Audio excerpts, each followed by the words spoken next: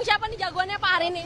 Hello, please like, comment, and subscribe. Sosok bakal cawapres pendamping Ganjar akan diumumkan dan dideklarasikan pada hari Rabu mendatang.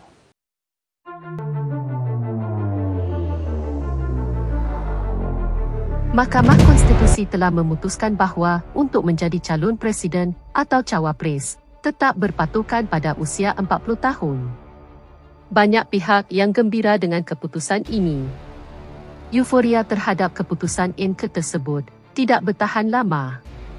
Hanya dalam waktu singkat, muncul pula keputusan bahawa orang yang berusia 35 tahun pun bisa dicalonkan sebagai presiden dan wakil presiden dengan catatan pernah menjabat sebagai kepala daerah.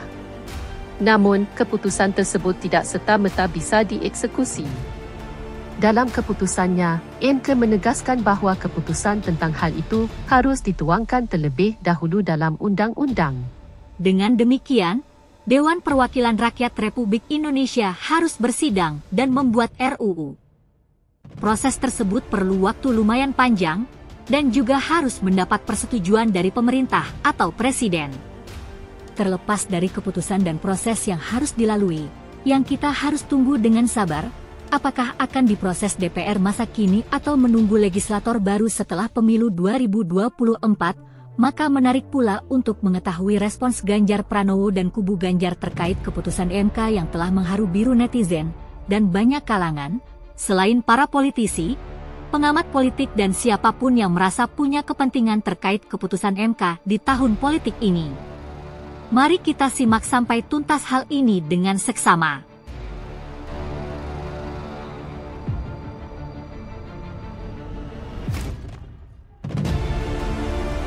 Saudara, PDI Perjuangan mengklaim bakal calon wakil presiden pilihan untuk Ganjar Pranowo sudah mengerucut ke satu nama.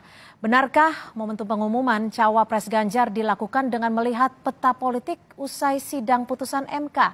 Ganjar datang ditemani istrinya Siti Atikoh dan juga putranya Alam Ganjar. Saat ditanya siapa cawapres pendampingnya nanti, Ganjar mengaku sudah ada. Sejumlah partai politik mendukung atau pendukung Ganjar Pranowo mengungkap sosok bakal cawapres pendamping Ganjar akan diumumkan dan dideklarasikan pada hari Rabu mendatang. Dukung siapa nih jagoannya Pak hari ini? Belum lihat nanti. Masa nggak ada jagoannya sih Pak? Ya ada lah. Pak, masa nggak ada jagoannya sih Pak? Enggak, belum ada. Kalau capres sudah ada Pak? Cawapres sudah ada Pak? Cawapres sudah ada? Udah dong. Oh, siapa Pak? Kita beralih ke reaksi dari kubu Ganjar. Untuk saat ini, mengetahui bagaimana perkembangan terkait hal ini, apakah Wali Kota Solo menerima atau tidak pinangan Prabowo untuk menjadi cawapresnya?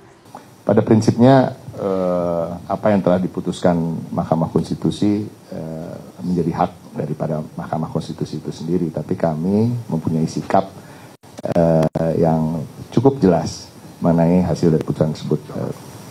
Yang pertama tentunya kami merasa bahwa MK hanya berhak menyatakan apakah undang-undang itu bertentangan dengan konstitusi atau tidak. Dengan itu, ketika Mahkamah Konstitusi mengambil materi muatan baru yang tidak tercantum dalam materi pokok undang-undang yang sedang diuji, ya ini ketentuan baru pernah atau sedang menjabat sebagai kepala daerah, maka Mahkamah Konstitusi dalam hemat kami telah melampaui kewenangannya sebagai institusi negara.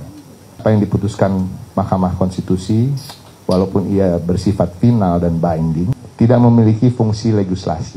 Jadi Mahkamah Konstitusi adalah sebuah institusi yang tidak mempunyai fungsi legislasi, maka apa yang diputuskan tidak otomatis menjadi hukum. DPR dan pemerintah bersama harus merevisi undang-undang pemilu sesuai dengan keputusan dari Mahkamah Konstitusi tersebut. Sebelum undang-undang pemilu diubah, siapapun yang dimaksud dengan sedang atau pernah menjabat sebagai kepala daerah, selama usianya belum mencapai usia 40 tahun, tidak bisa didaftarkan ke KPU sebagai calon presiden maupun calon wakil presiden.